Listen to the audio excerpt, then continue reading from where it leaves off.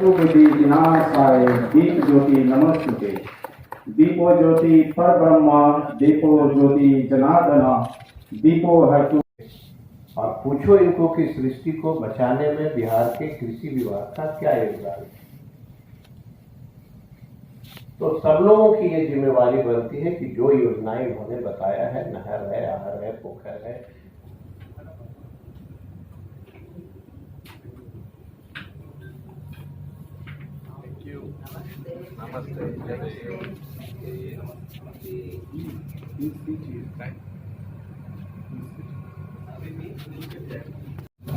और इसके चलते खास करके बिहार में कुछ इलाका है जहाँ पे जल स्तर काफी नीचे बना है। हम माननीय मुख्यमंत्री और उप मुख्यमंत्री जी को बधाई देते हैं कि उनके सहयोग से, उनकी अनुमति से किसानों के लिए बहुत सारी योजनाएं लाई गई हैं। जैसे एक जल छाजन है जिसमें हम लोग गाँव के अंदर छोटे छोटे तालाब, पोखर, आहर, नहर की सफाई कर रहे हैं ताकि बाहरी बारिश जो हो उसमें पानी जो है रुके और जो है वाटर लेवल को हम रिचार्ज कर सकें। सहयोग कैसे हो उसके तहत हम लोग जो है इनको बुलाए हैं, बुला करके अपनी योजनाओं को धरातल तक कैसे ले जाए इसके लिए हम लोग काम कर रहे हैं। सर, जो फ्लड आता है, बाढ़ आता है सर, उसके पानी को किस तरह से बड़ा अच्छा एग्रीकल्चर में बड़ा अच्छा करना है, उसके लिए बहुत ही अच्छा प्रश्न है आपका कि बिहार के एक हिस्सा बाढ़ से प्रभावित होते हैं और एक हिस्सा सुखाड़ से प्रभावित होते हैं। सुखाड़ वाले को प्राकृतिक की जो लीला है उसके तहत हम उनको डीजल सब्सिडी से लेकर के और फसल क्षति जो भी होता है हम तो दे देते हैं। लेकिन जो बाढ़ का इलाका है, यह पानी कहाँ से आता है? नेपाल से। नेपाल कौन सा देश है? दूसरा देश है। यह किसकी जिम्मेवारी है कि बिहार के जो बाढ़ प्रभावित इलाके हैं हम उसको कैसे रोक पाए? केंद्र सरकार की जिम्मेवारी। और आज से नहीं, विगत 15 वर्षों से माननीय मुख्यमंत्री और जो है जल साधन विभाग के सभी अधिकारी लगातार केंद्र सरकार से रिक्वेस्ट कर रहे हैं कि ये बाढ़ को रोकने की व्यवस्था नेपाल राज्य से, देश से बात करो और इसको सॉर्ट आउट करो। लेकिन इनको मंदिर और मस्जिद की लड़ाई से फुर्सत रहेगी तब न बाढ़ को रोकने का काम करेंगे।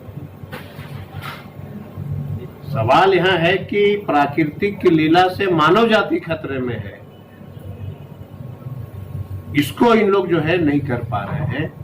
जहां जाइएगा तो कोई बाबा आएंगे प्रवचन देने, तो कभी मस्जिद गिरा दो, कभी मंदिर कर दो, कभी हम ये हैं तो वो हैं। इस तरह से देश में चलता है। हम किसानों की बात करते हैं, हम किसानों की बात करते रहे। बाढ़ से उन लोगों को कैसे रोका?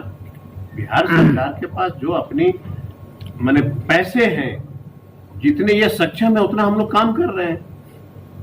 लेकिन केंद्र सरकार की नैतिक जिम्मेवारी थी कि हम उसको कैसे रोकें। नेपाल से बात करना चाहिए, बैठ करके टेबल टॉक होनी चाहिए। बिहार में वहां के लोग अधिकारियों को, वहां के प्रधानमंत्री को, राष्ट्रपति जो भी है सबको बुलाइए, या बिहार के मुख्यमंत्री को नेतृत्व में, प्रधानमंत्री के नेतृत्व में बात करके और सहयोग लीजिए। ये तो करेंगे नहीं। अब पूर्णिया में एयरपोर्ट बना नहीं, गृह मंत्री ने कहा कि देखा ना मैंने एयरपोर्ट चालू कर दिया। ऐसे ही बोलते रहते तो बोलने दीजिए। सर, हमारे केंद्र सरकार कहा जाता है, केंद्र सरकार कहती है कि बिहार सरकार को हम पैसा देते हैं योजनाओं के लिए, लेकिन योजना पूरी नहीं होती है, पैसा वापस कर दिया जाता है। अच्छा प्रश्न है आपका। पैसा आप हमको देते हैं, हम जरूरत होता है कि 100 करोड़ रुपया चाहिए और 10 करोड़ रुपया लेते हैं, और 60-40 का मामला है ना, हम 60% देते हैं, वो 60% देते हैं। जब मनमोहन सिंह प्रधानमंत्री थे तो 10% देना होता था, वाजपेयी जी आए तो 20% देना था, और नरेंद्र मोदी आए तो हमको 40% पैसा देना पड़ता है। लेकिन ये जो पैसा देते हैं केंद्र सरकार, जो केंद्र प्रायोजित योजनाएं हैं, इसको जो है बनाते हैं बैठ के दिल्ली में। जमीन पे जो योजना दे रहे हैं उसमें किसानों को कौन सा समस्या उत्पन्न हो रहा है पेपर वर्क में, इसकी समीक्षा कौन करेगा? करना चाहिए ना गांव में जाके कि जो योजना कष्टदायक हो रही है उसमें उसको सॉर्ट आउट करो। हम तो लगातार, आज भी मैंने मीटिंग में बोला, एलपीसी का समस्या हो रहा था, हमने कहा कि मुखिया सरपंच बना के दे दो बंसावली, हम करने के लिए तैयार। पैसा ही नहीं देगा, अब बोलेगा लौट गया। कौन सा पैसा लौट गया जरा बताइए तो हमको। हाँ, ये मेरे पास 2018-19 का डेटा अगर दीजिएगा, मैंने हमसे लीजिएगा तो हम दे देंगे कि कितना उन्होंने स्वीकृत किया और कितना दे दिया। ये न ले लीजिए हमसे, हम देने के लिए तैयार हैं। अब देखिए, सिंगापुर से हैं, वियतनाम से हैं, ताइवान से हैं, ये सारे मलेशिया से इन लोग आए हुए हैं कि बिहार सरकार किसानों के लिए क्या कर रही है वो हम देखेंगे और किसानों को हम सहयोग करेंगे। मेरा तो एक मॉडल है ना, अगर सरकार अपने मॉडल के रूप में काम नहीं की होती तो इतने विदेशी लोग क्यों आते हैं यहाँ देखने के लिए कि आपका क्या मॉडल है, गरीबों को कैसे करते हैं।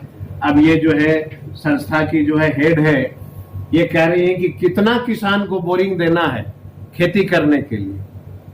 हम वर्ल्ड लेवल की ट्रस्ट है इनकी, ये किसान को देने के लिए तैयार हो आई है, तैयार इस उम्र में कि जितना बोरिंग गांव में किसानों को चाहिए खेती करने के लिए मैं देने के लिए तैयार हूं।